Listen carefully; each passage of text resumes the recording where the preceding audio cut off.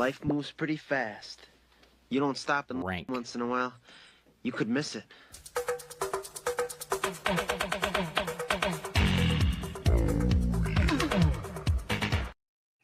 Welcome into Adjust the Ranks. I am Jeremy Schulman at Adjust the Ranks at FF_Rebel on Twitter. I have a very special guest today. It is this man right here, Jeremy Popielarz, if I pronounced it correctly, from FTN, joining us for a rookie mock draft. We are doing a super flex, non-tight end premium, but PPR rookie mock draft. We're going to go 4 rounds of 12 teams here. We're going to talk about the prospects, see how we're doing things. At this stage in the offseason, of course, after the combine, just before the NFL draft, and things start getting circulating with free agency as well. And of course, we had to invite one of the best in the business to do it. Jeremy, kind of going through all the ranks at FTN, Dynasty Analyst extraordinaire, someone who's been in these streets for as long as I've been on Twitter, which hasn't been too long, but has been a couple of years for sure. So Jeremy, thank you so much for joining us here. How you doing today? I'm all right. It's a lovely Saturday in Buffalo, New York. It is actually 50 degrees for people that think it snows here all the time. We're almost out of the woods as far as that snow comes, but yes, I'm excited to talk some rookies. And I appreciate the very kind words leading into me. I don't know if I'd call myself an extraordinaire, but I do appreciate it. I try. Listen, man. I try my best. I'm a guide. I'm your guide to Dynasty. I remember messaging you when I first got on Twitter just to kind of figure out your process and trying to figure out what the hell I was doing. And you were always just very open and very accepting of, giving your advice and hearing me out, even though I had no idea what was going on. So always appreciative to you of that. And I see your content always on the feed. It's always insightful. So if you're not an extraordinaire, few are, my man. It's surprising you see it. I feel like Twitter, no one sees anything anymore. I really do. I just feel like I think people forget I exist, to be honest, at this point. It's just like I tweet things and I'm just like, I don't know if anybody can even see this. And then I see stuff from other people that I'm like, wait, I thought they left Twitter. I don't see them ever. So if you're on Twitter, make sure you keep cycling through. Also use lists. I've learned that's very good with the new algorithms that are in there. Making your own lists of people you like. I've learned that's really helpful as well. Another little tidbit, Jeremy tidbit, as far as using Twitter goes. I already need to take notes because I don't know the first thing about lists, but I do know that when you have more than one Jeremy on a podcast, you are in the money. You are working in the green. This is like we should play the lottery, to be honest. I'm telling you. It's true. It's very rare to see 2 Jeremys in the same place at one time. I feel very true, man. Very true. Maybe I'm wrong. But let's do this. As long as we're talking about kind of winning the lottery, let's spin the wheel here and figure out what we're doing at this rookie draft. So again, it is super flex. So of course, Cam Ward, Shadur Sanders, Jackson Dart, and the like are going to go earlier than kind of expected in when you're talking about a 1QB format. We are doing non-tight end premium. So we'll see those tight ends probably in the first round, but we'll see what happens there with some of those rookies. And then, we're going to also put a little wrinkle into this mock draft. And that wrinkle will be, how are we going to kind of try to build our team? Of course, we're in our specific position, but if if you've been playing Dynasty for more than 1 year, that you're constantly trading picks around. Sometimes you've won the league and you have the 102 and you're in a great spot. Sometimes you've come in last place and you also have the 112. So we need to figure out kind of what our strategy is here moving into the draft. And Jeremy, I will invite you to either choose to kind of spin first or to defer to me. Who would you prefer to figure out what our strategy is first? I'll defer. It's a cool NFL way now, isn't it? When you win the coin toss, you get to defer. I'll roll with it. Works. So let's find out what I am doing in this rookie draft. I am going best player available. So the guys that I think are best to fill my team, that's likely. Oh, and look, we got a little explosion of confetti here, but likely you're going best player available if you feel like you have a solid core and starters at every position. And you feel like your team is competitive, right? In most cases, best player available is the way to go. And I think we can have discussions about that as well. But certainly you want to be able to kind of accurately assess your dynasty roster and figure out exactly where you stand headed into the draft. Yeah. I agree. Yeah. Cool. So since we've We'll done talk that, I mailbag. will, yeah, we will. I will spin the wheel for you and we'll see where you land. All right. So that will be position needy. We don't need to go through all of this because we will give you a particular position where, look, we're not going to base the entire draft. We're not going to base the entire draft on this, but we're going to say you're going into your Superflex draft, Jeremy, position needy at quarterback. If you're like me, if you're like me, and your one of program my knows me. This is a problem. This is scary. I have a team where I have Dak Prescott and Geno Smith, and the rest of my team is stacked. But Dak and Geno aren't necessarily going to get me to the promised land. I need to probably focus on quarterback at least in the next year or two, and see where we're going. So maybe it's Cam Ward, maybe it's Shadur Sanders if they come up. But you are going to be looking like you're in the same situation. Just taking a little extra longer look at quarterback. You need a quarterback to fill out your roster.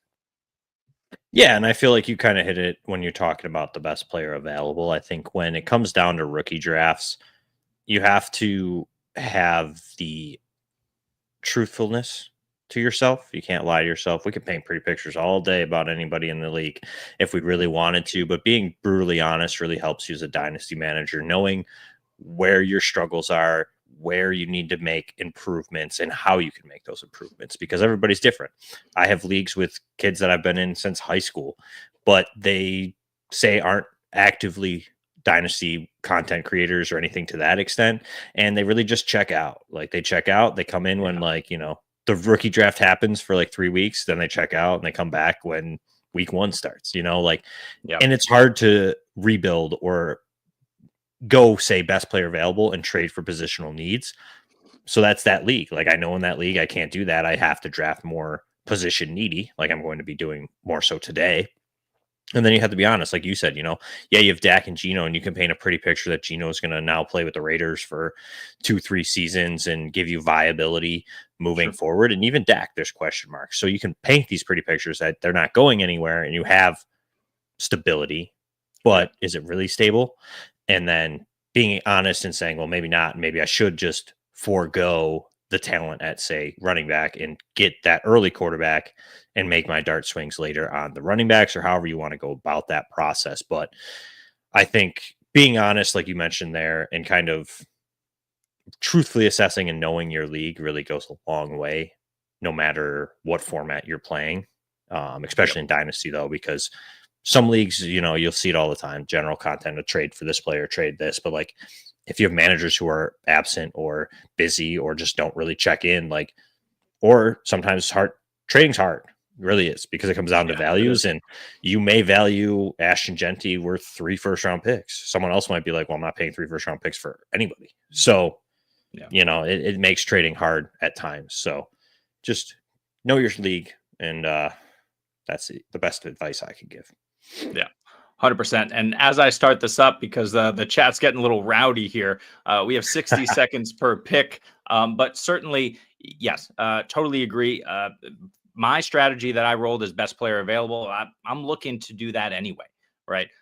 However, you do need to be conscious of what you have on your team. And if that sways you from a couple of guys who you have in the same tier, if you're considering, be it, an RJ Harvey at the back of the second, middle of third, depending on where he ultimately ends up, or who else is in that range? Maybe an Arroyo at tight end, right? Maybe a Milrow if he falls that far eventually, right? That's going to help you break ties, right? Mm-hmm. Really, we're not talking about going into any sort of draft with a set strategy that you can't change on the fly. What you need to do is just kind of envision where you'd like to go and see how the board falls. Yeah. Yeah, and I feel like rookie drafts, there's a lot of wiggle room. At the day's end, I've had many of drafts where I'm almost in the same situation that I am today, where you're saying position needy, need a quarterback. That's typically how I build my dynasty rosters. Like during startup drafts, I really focus in on wide receivers, tight ends, and like fill in the rest. So it's not uncommon for me to kind of go maybe hero quarterback in a super flex where I grab one of them early, hammer wide receivers, throw a tight end in there, throw some running backs, and kind of swing around with the Geno Smith, Derek Carrs.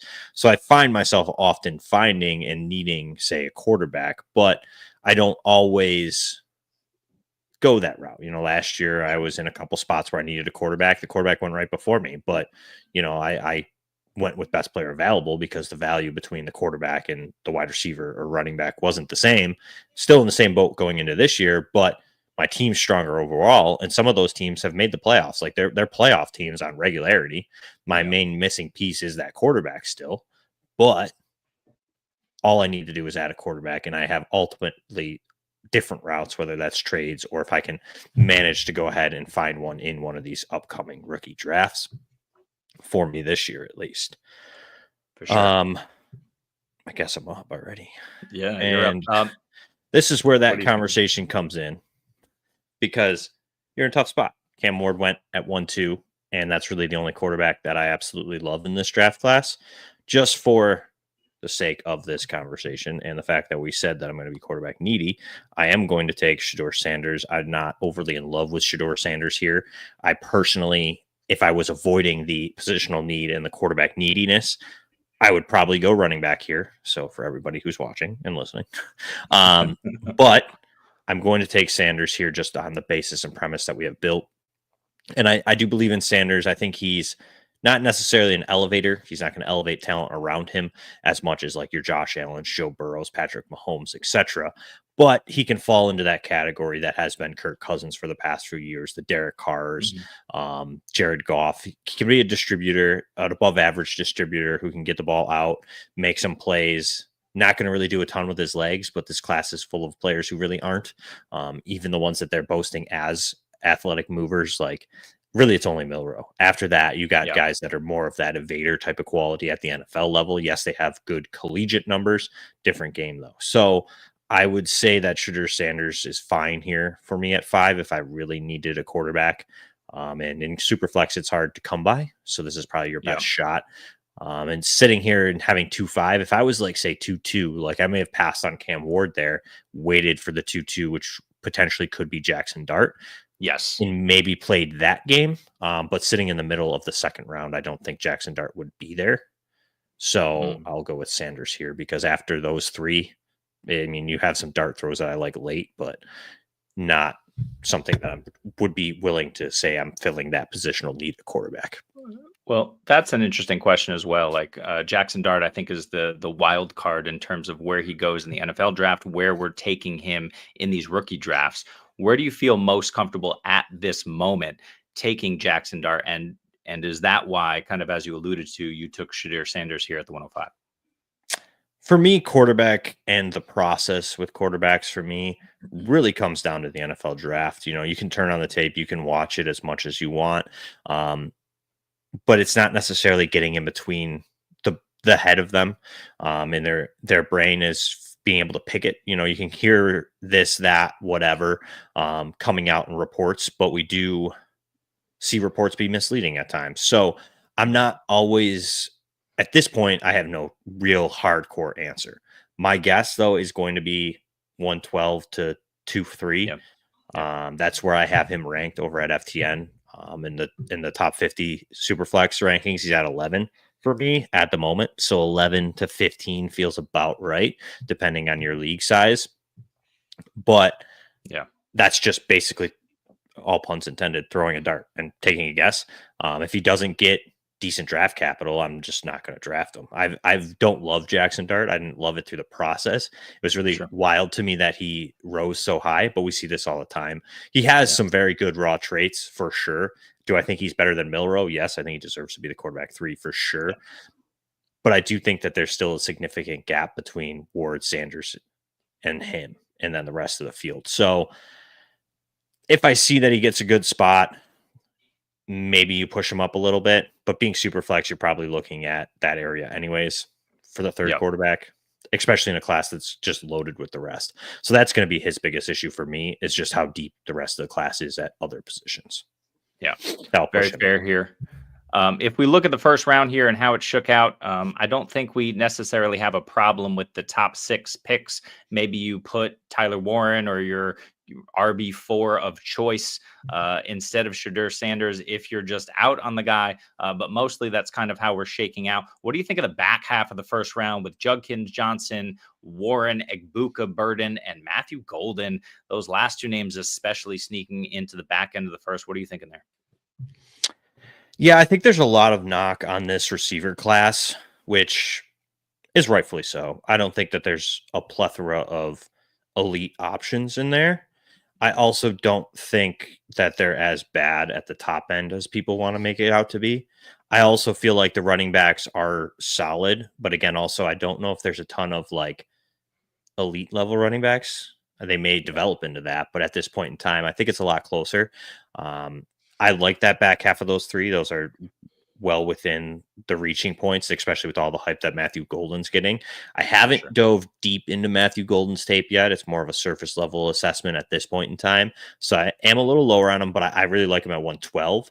I just did an episode on the FTN Dynasty podcast with Pete Novo that he took him at 7. So, I mean, and we're seeing Daniel Jeremiah have him as the top receiver on his board in some of those big boards. So a lot of rise from Matthew Golden. So I think at 112 is huge value as far as the assessed value at this point in time.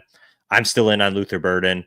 I love Judkins at 1.7 there. What is that? 1.6? No, it's 1.7. 1.7, yeah. And I would take him there. I absolutely love Quinshon Judkins. So I'm all in on that. Nice. Caleb Johnson as well. I like the profile.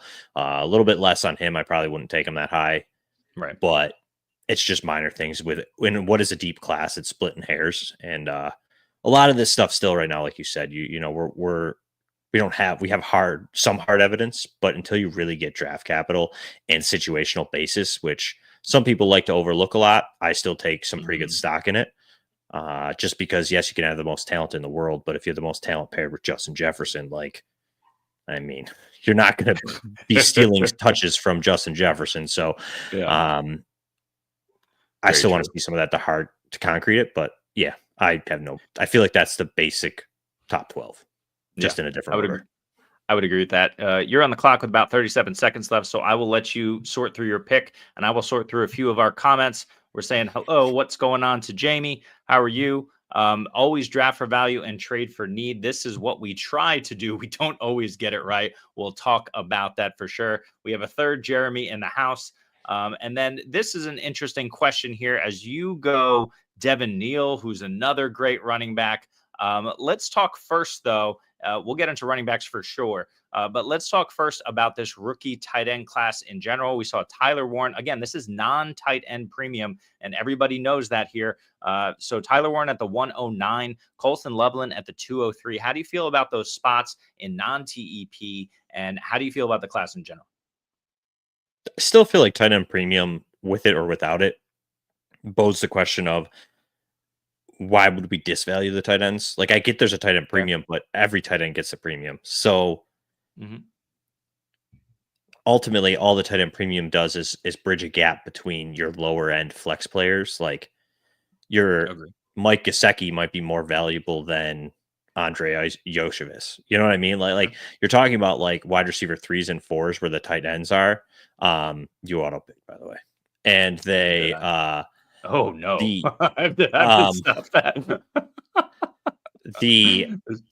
gap there doesn't really close at the top end. So for me, I think Tyler Warren, where he went, is very good. I haven't dove super deep into Tyler Warren's tapes. The surface level stuff is obviously tremendous, and I will probably have him as my tight end 1. But I really like Colston Loveland. I think Loveland's a lot closer than Tyler Warren. So as far as field goes about this class, I prefer Loveland where he will go. In the second round makes a lot more sense to me to go tight end than the first round. We've seen a lot of these first round tight ends not necessarily hit. And I think you're close enough in a gap between what could be and what is with Tyler Warren and Loveland to wait a little bit. I also think that this tight end class as a whole is fairly deep. I don't think you have the huge top end ceiling, but Scott, like I had mentioned, even with, just talking about Justin Jefferson as a quick reference, but the tight ends also, until you have draft capital, really is kind of useless again, because the main thing you're looking at for tight ends is opportunity and athleticism. So we know Warren has athleticism. We know Loveland does. We know Arreo does. We know Fannin does. We know Terrence Ferguson. Like it's a deep class, 100%. But unless they have the opportunity to be like the team's second or third target, they're just not going to be fantasy reliability there. Like it just isn't going to happen. We see that with so many tight ends that have good. Mike Gesicki's a big one. You know what I mean? Like, yeah, there's weeks he pops up, but like you're never trusting to start Mike Gesicki. Like you're not, you know, just because he's not the main focal point in that offense. Why we love Travis Kelce, Evan Ingram, George Kittle, like they're the main target in their offenses, or at least the second target. You know, we saw that this past season with Sam Laporta. Rookie year, he was one of the main pieces because they were missing Jamison Williams. Jamison Williams comes in and basically kind of hits his stride, and Sam Laporta was very unreliable as far as a fantasy tight end goes. So without a pairing opportunity and athleticism, it's hard to really gauge like where to put them at this point in time. But as far as just raw talent goes, I think where they went in this draft, at least, is fair. But again, the whole class as a whole is a strong, it's deep. And I think we could see a couple good viable ones. It's just there's not that many spots out there for them to really land for reliability as far as fantasy goes.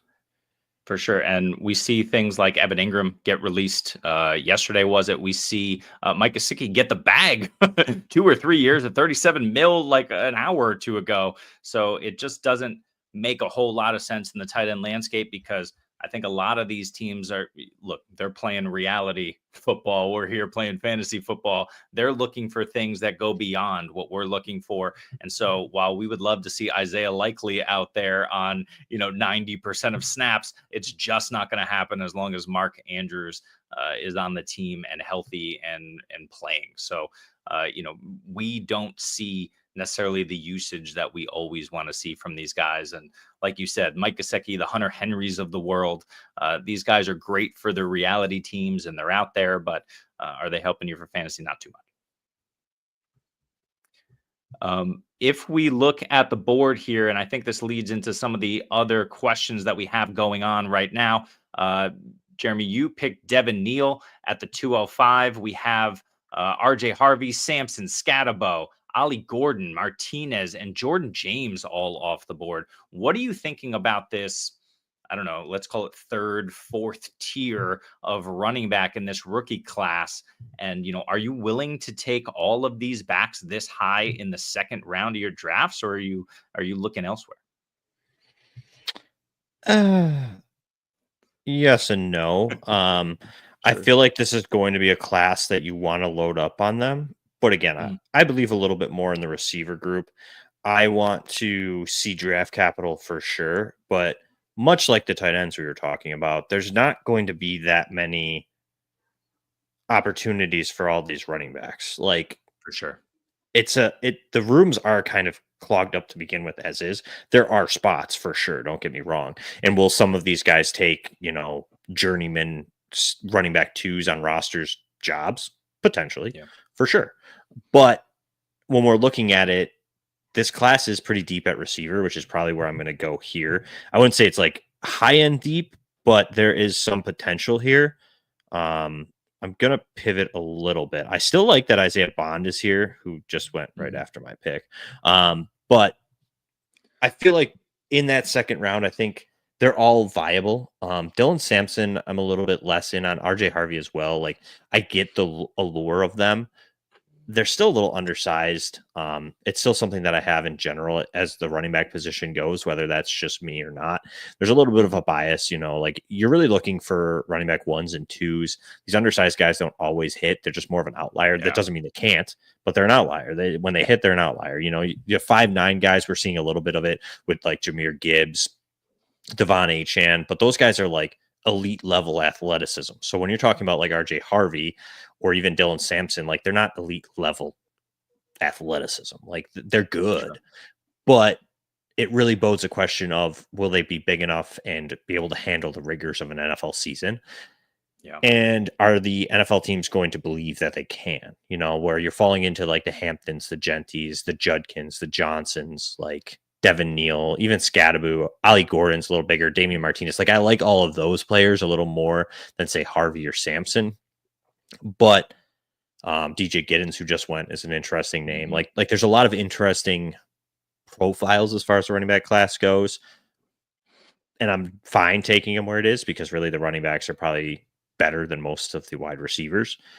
Sure. But there are receivers that I would take probably before some of those players. Yeah. And also we're seeing a little bit of the ADP kind of bite us in the butt. Jalen Knoll just going at the 312. That's probably far too late for him and all the hype that he's been getting lately. And to be fair, if I saw his name on the list, I would have taken him over Restrepo. But that's where we stand right now in the offseason. We're just doing the best we can with the ADP here. Question for you, though, about these backs, because we hear it's a strong class. You referenced it, that some of the profiles of later guys are really nice. I won't call it a deep dive, but I did a semi-shallow dive a little bit into the last 8 draft classes just to look at running backs. And what I found was that after rounds 5, 6, and 7, when you're drafting those backs, the only person, can you guess who the only person to have a sustained fantasy relevant long career in the last 8 years, the only back to do that who was drafted? Give me 1 second. Yep. Go for it. 1 second. I don't have that far back, but I can tell you. I think maybe. It was if it's been recent, maybe I have it. 2017. No, I don't have that. Yeah, it was Aaron Jones. Aaron Jones is the one guy to have a sustained career here, and obviously, sorry, I think it was 5, 6, or 7. I know in that same class, Chris Carson was drafted in the 7th. Aaron Jones was either 5th or 6th.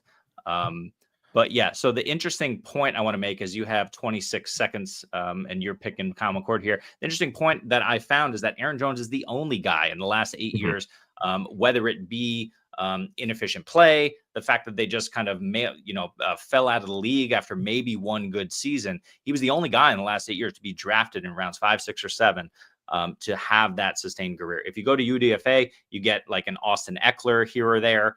You get kind of one other guy, but obviously the hit rates are pretty poor after round 5. And that's even in 2017, where we had 30 running backs drafted, which was the most in the last 8 years. So I just found that nugget interesting and wondering what you think about these later day 3 backs that get drafted, the Tutons, the Giddens, the Blues. How are you feeling about those guys if they go that late in the draft or their UDFAs? Yeah, so similarly building off of what you said, if you look at since 2020, that's kind of where I started to really keep track of it in a more regularity of way. Like you said, you're not really seeing any late guys produce any total fantasy seasons. So the way that I look at it is in that totality of the season. And you're looking at top 50. Really, Rashad White's outside the top 50 is the only one that's had a couple back-to-backs. Ramondre Stevenson, I guess, was a late guy. He was 120 overall. He's had 3. Really, the only UDFAs, like you mentioned, since at least 2020 has been James Robinson. Gus. But you're not really seeing anybody exceed, Isaiah Pacheco, I guess, 251. Yep. He's pretty late. But again, for me, it really comes down to size and usually day 2. I try to avoid day 3. Sometimes I will if you're late in the draft and I will pick a running back over a wide receiver that doesn't really get good draft capital just because it's more likely they find their way into an opportunity at some point than the receiver will. So usually if you watch a lot of my drafts, 3, 4, 5 rounds, if they go that deep, will typically be running backs, unless there's a player I'm really in on. Like a few years ago, I was really in on Puka Nacua. So late, I was taking him. This year, I'm sure I could find somebody else, but it will really depend. If that late guy gets a really prime landing spot and they didn't take anybody else, or there's a guy that's in front of them that's really less than exciting, I'll take a shot. But we don't see it, like you said. You don't see it. We can paint the pretty pictures and everything. The undersized backs, the late round guys, they just don't with regularity hit. When you're looking at So, like I said, since 2020, there's only sorry, I can't do quick math. 11 players who have had 3+ seasons of fantasy relevance, and some of them haven't been in the league that long. You've got Jonathan Taylor, DeAndre Swift, Najee Harris, Rashad White, Ken Walker, Stevenson, Etienne, Javonte Williams, Chuba Hubbard, Antonio Gibson. Like, that's the group. Bijan Robinson and Gibbs will be there once they have another year probably to go, probably Achan, so there's other players who haven't had the opportunity to get to 3 just yet. Right. But you're really talking about, of that group, there's only 3 of them outside the top 50 picks, so it's not, yes, we can paint that pretty picture and say there's that chance. There's a chance for everything. I could win the lottery tonight. I don't know. But when you're looking at it and depending where your team is, sometimes that trust and stability is a little better of an option than taking a swing for the fences. Yep, for sure. Absolutely. So we wrapped up the draft here. Let's just take a look at the board. All right, we have in the 3rd round, we have Harold Fannin going the 301. I'm not sure that that's consensus anymore, but you do have to go out and get your guy. The production was absolutely crazy. Jordan James at the 302 is a bit spicy as well. And Quinn Ewers, I am all the way out on the 303. We see names like Jaden Higgins, Jack Besh, Tootin, of course, and then Jalen Knoll, guys who either had amazing production or an amazing combine. But then we also see names like Restrepo, Gunnar Helm, guys who have kind of been names in the past. Isaiah Bond, who didn't necessarily have put up the numbers that you want to see, but at the same token, you have to kind of consider these guys as, if they're drafted relatively where you expect them to go, if they're put in a good position in terms of landing spot, these could be guys that really do help your team. And I think none other than Tez Johnson is really the epitome of that idea. Tez did not do what we wanted to see him do in the combine. He's small and slow, but we've seen some small and slow guys succeed. I think it kind of just depends exactly what you're looking for. Maybe not this small, maybe not this slow, but it depends what you're looking for and what you're expecting. So do you see, my question to you then is, do you see, Jeremy, any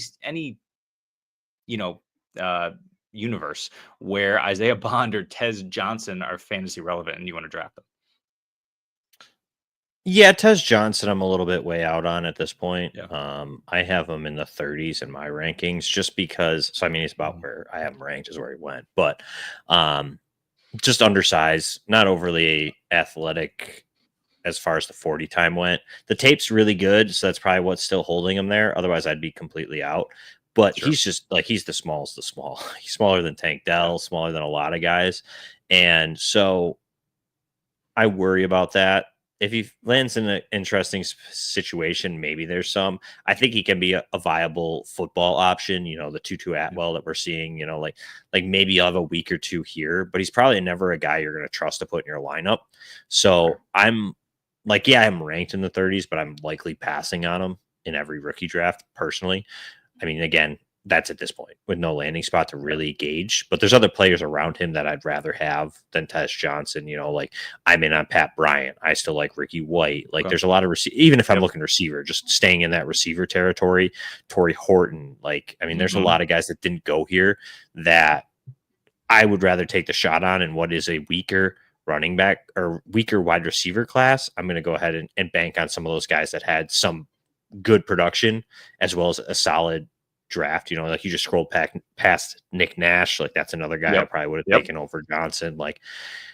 I just don't see there being consistent viability where these other guys potentially could have that. A little bit bigger receivers, a little bit more likely to find a more prominent role in an offense than Tez Johnson will. For sure. Absolutely. And you're going to have that in every single draft. And really, you're just taking the shot on these 3rd or 4th rounds. You've probably heard it 100 times. These 3rd and 4th round picks are dart throws anyway. Just throw the dart on the guys that you like the best and you believe in, especially after you know where they land, assuming that's when you're drafting. Hopefully that is. Otherwise, you're really just throwing these darts. Question for you here about your team. We said that we gave you the situation where you're quarterback needy in a super flex. So you went out and grabbed 2 of them. How do you feel about the guys that you selected and especially these 2 quarterbacks going into next year and then the future? Yeah, I mean, we talked a little bit about Sanders when I took him. I don't want to dive too much more there, but I like the spot for it, needing him. As far as Kyle McCord goes, I think he's a really, really strong late round dart throw. We just saw him come out and set an ACC passing record this past season for Syracuse. He was over at Ohio State at one point, fairly high recruit. Like, there's a lot of intangibles about Kyle McCord that I could see him, getting decent draft capital and finding himself onto a football field for a starting position at some point. Really depends where he goes. Again, we'll have to see how this all folds out. But I could see him, if the Raiders pass on somebody early, maybe the Raiders take him late, he successes on Geno Smith, or maybe he goes to Seattle late and takes over for whoever Seattle brings in. Like there's a lot of options. I don't know if he becomes relevant in year one, but a guy that you can kind of sit a little bit on, and see how it goes. Sure. But that late, like you said, your quarterback needy, that was the position I was given. Super flex quarterbacks are the cheapest if they hit in rookie drafts. So at this point in time, I have him over Ewers and Howard. So I was happy to get him where I got him. Nice. And I just took the value there in saying, hey, I'm going to get two quarterbacks, but I'm not going to waste my prime picks on it. I'll take one of these late guys and hope it hits. If it doesn't, I'm no worse for the wear.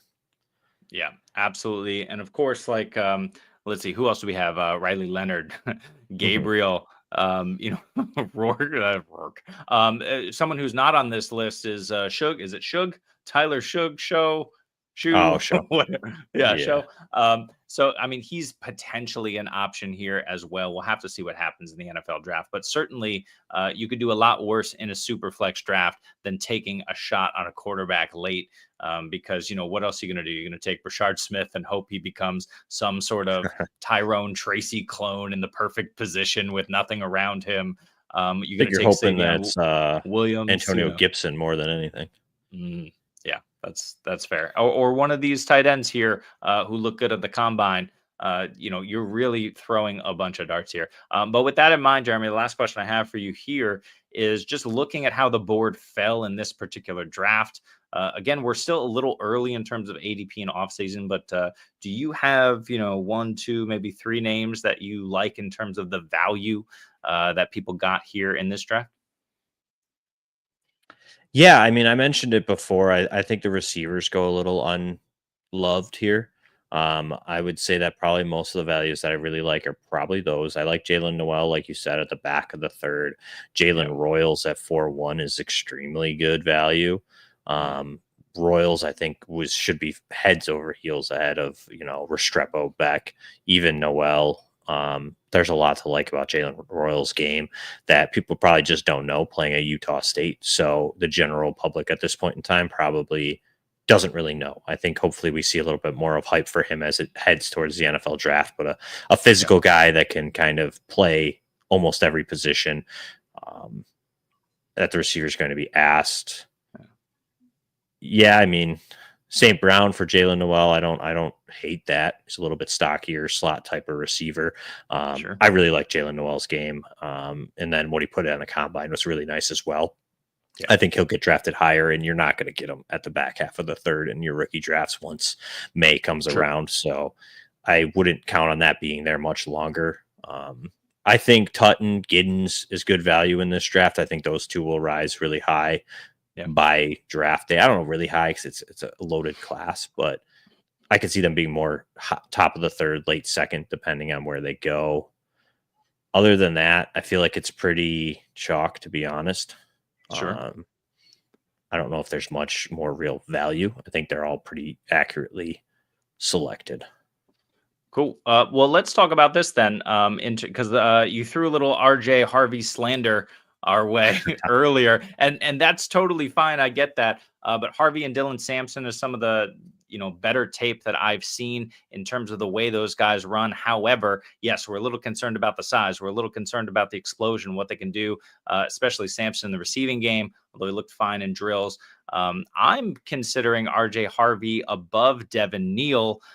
Devin Neal to me is a bit more of a kind of does everything very well. But is he elite in any one area versus RJ Harvey, who at least on tape appears to have that explosion? How do you feel about those two backs next to each other? And then, maybe anyone else who you find in that tier with Neal and Harvey?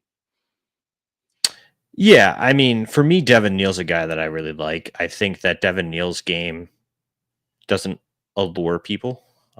He's a very methodical, smooth manipulator type of runner.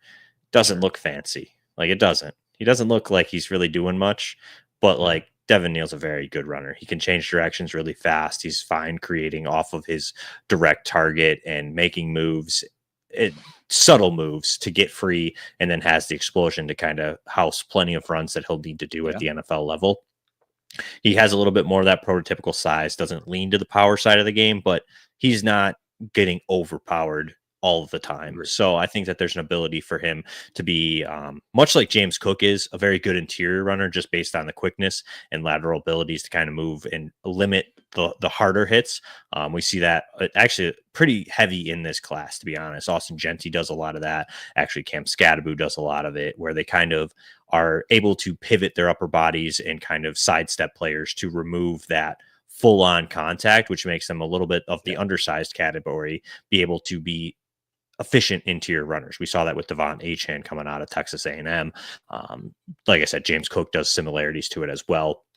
So I like Devin Neal. The issue for me with RJ Harvey is I haven't dove a ton into his tape, but I just don't the size, and that's what maybe it's a fault in my process, but I don't dive headfirst into players who are under that 5'10" threshold unless they're like legit. And I'm not saying RJ Harvey isn't legit, but he's going to be a later declare.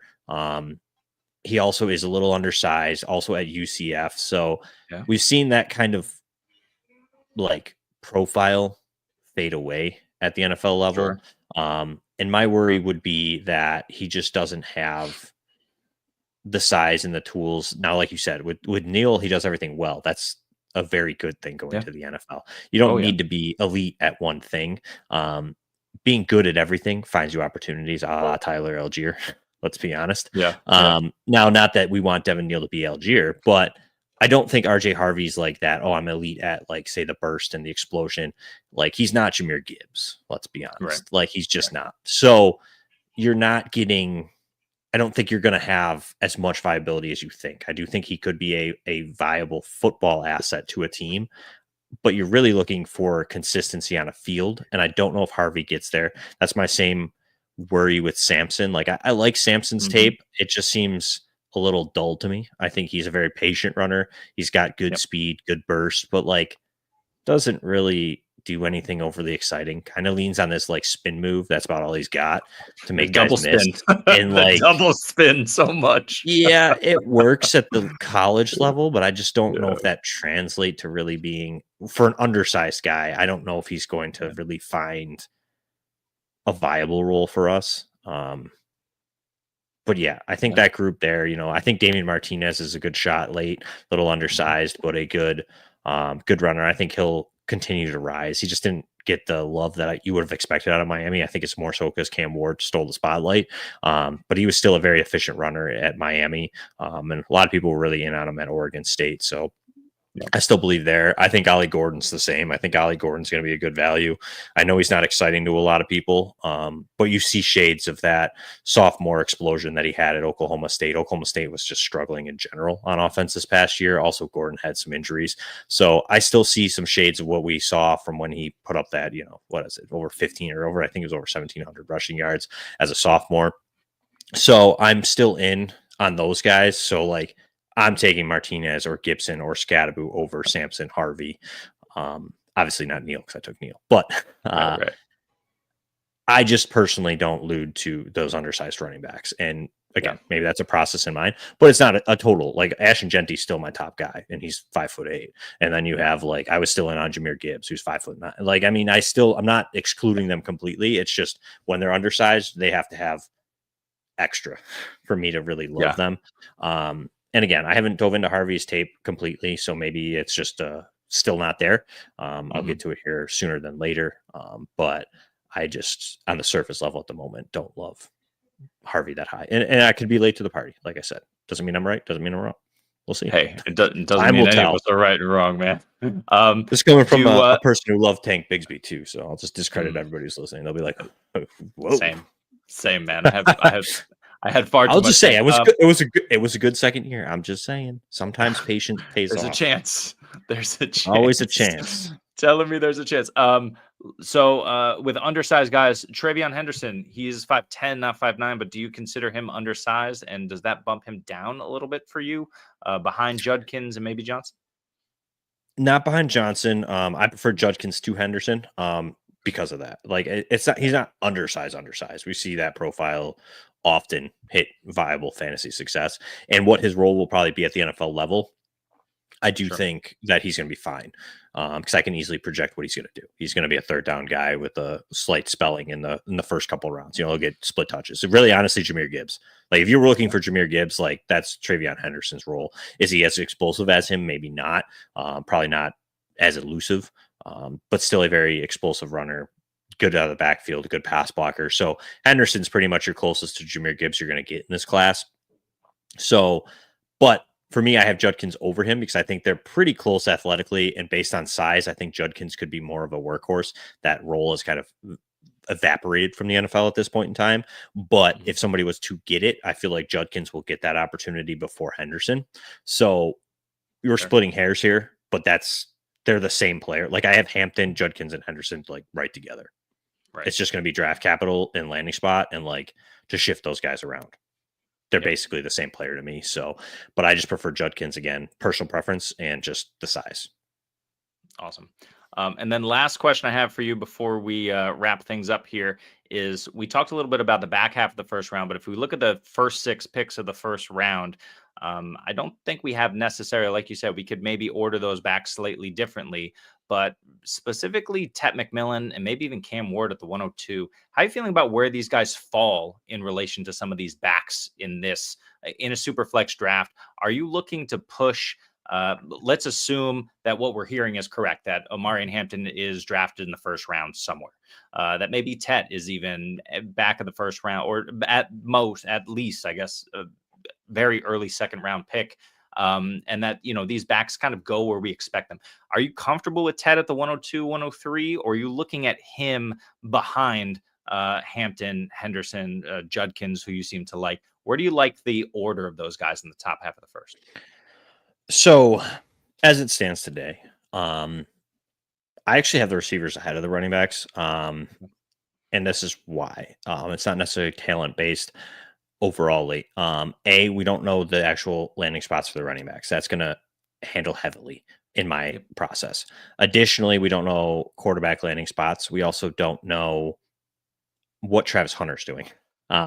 So there's a lot of wild cards at this current moment, but for me, and this is my process, this is what I tell everybody in the FTN Discord. This is what, if you ask me a question on Twitter, anything like that, like typically I lean to the wide receivers earlier in rookie drafts. Now, obviously, if you have a premier running back prospect, Bijan, potentially Ashton Genty, you have, your elite quarterbacks. Sure, we're taking those first in essence. But if I'm 1, 2, 1, 3, like my team's probably just bad. Like for a lack of better terms and being soft about it, like I'm not competing next year. I'm not competing 2 years from now, likely. Okay. You can obviously make big turnarounds by trading a lot of assets and moving picks and stuff like that. Sure.